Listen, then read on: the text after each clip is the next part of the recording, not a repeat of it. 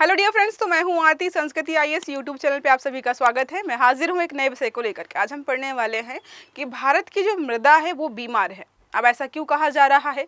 आप देखोगे तो हमारे यहाँ पर 60% से ज़्यादा आबादी कृषि कार्यों में संलिप्त है या संलग्न है। उन्हीं के हिसाब से उनकी जो है आमदनी हो रही है।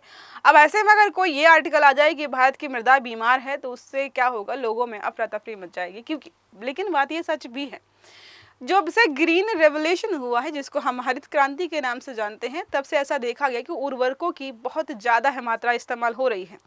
इस्तेमाल तो इसलिए करना था कि मृदा की उर्वरता बढ़े और उत्पादन बढ़ जाए, लेकिन अब ये समस्या बनता जा रहा है। तो बहुत सारे ऐसे फैक्टर्स हैं जिसकी वजह से ये माना जा रहा है कि भारत की मृदा जो है बीमार हो गई है। अब उसको ट्रीट करना, उसको ठीक करना अब कितना पॉसिबल है कितना नहीं है, तो ये बहुत इंटरेस्टिंग सा टॉपिक हमारा है।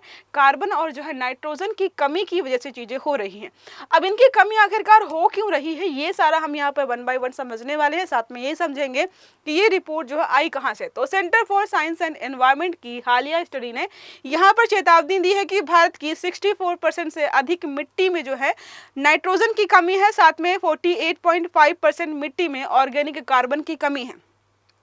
ये सब हो जाता है कैसे? उर्वरकों की अधिक इस्तेमाल से।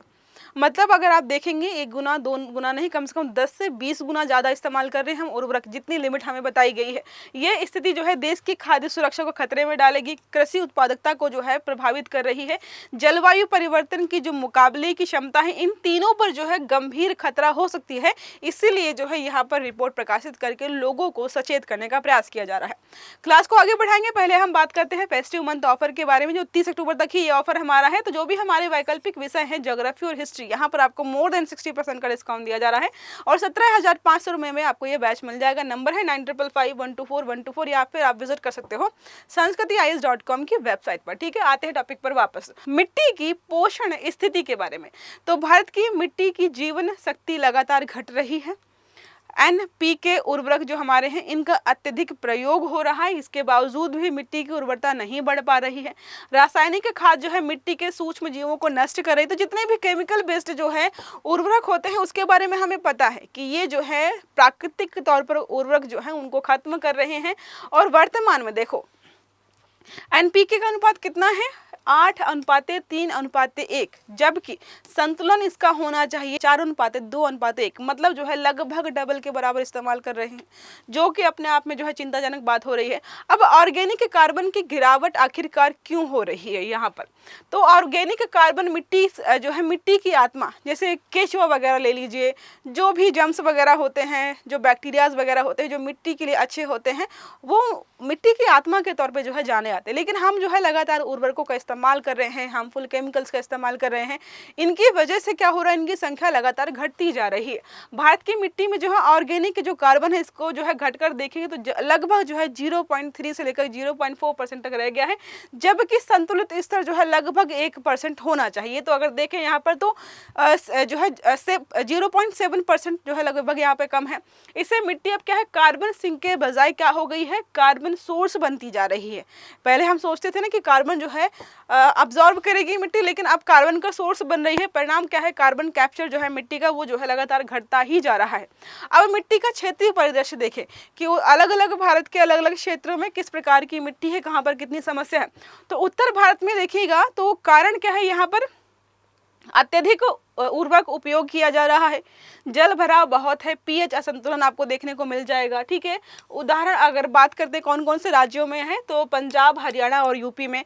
दक्षिण भारतीय राज्यों में क्या है, प्रमुख समस्या ऑर्गेनिक मैटर की कमी हो गई है। यहाँ पर सूखा व क्षारीय मिट्टी देखने को ज़्यादा मिलेगी। कहाँ कहाँ पर? आंध्र प्रदेश और कर्नाटका में।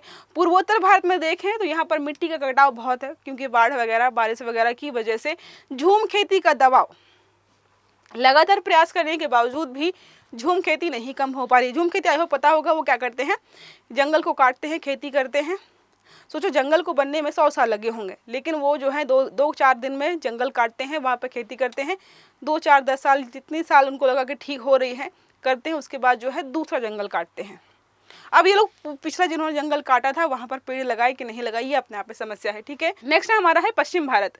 लवणीयता और जो है रेतीली मिट्टी है, गुजरात और राजस्थान, यह तो आपको आम बात है।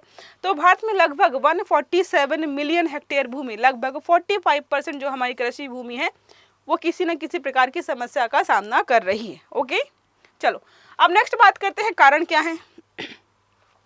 तो पहला है रासायनिक दुष्प्रभाव। जब हरित क्रांति हुई उसके बाद यूरिया और डीएपी का प्रभाव जो है उपयोग बहुत ज़्यादा बढ़ गया। 1970 में अगर आप देखेंगे तो लगभग जो है 25 किलोग्राम पर हेक्टेयर इस्तेमाल किया जा रहा था, लेकिन अभी प्रेजेंट में 165 किलोग्राम पर हेक्टेयर इस्तेमाल किया। कितना ज़्यादा है, यहाँ पर मोनोक्रॉपिंग बहुत ज़्यादा हो रही है। तो धान मिट्टी जो है, धान या गेहूँ के चक्र से मिट्टी एक ही पोषक तत्व पर निर्भर हो जाती है, जो कि अपने आप में समस्या है। माइक्रो न्यूट्रिएंट्स हो गए, साथ में जिंक, सल्फर, बोरॉन्स की यहाँ पर लगातार कमी होती जा रही है। जैसे आपने देखा होगा, पढ़ा होगा कि लगातार एक ही प्रकार की आपको खेती नहीं करनी, बदलते रहना चाहिए। लोग बदलते नहीं हैं, तो वहां पर ये समस्या हो रही है। फसल अवशेष जलाना, तो पराली वगैरह जलाने की वजह से क्या हो रहा है, ये समस्या उत्पन्न हो रही है। सूक्ष्म जीव जो होते हैं मिट्टी के नष्ट हो जाते हैं, उर्वरता जो है घट जाती है। भूजल दोहन और अति सिंचाई, तो जो ग्राउंड वाटर है वो भी बहुत ज़्यादा हम इस्तेमाल कर रहे हैं। साथ में जो है अति सिंचाई से भी होता है कि ऊपरी परत जो होती है मृदा की वो बह जाती है, जिसकी वजह से भी उत्पादकता कम हो जाती है।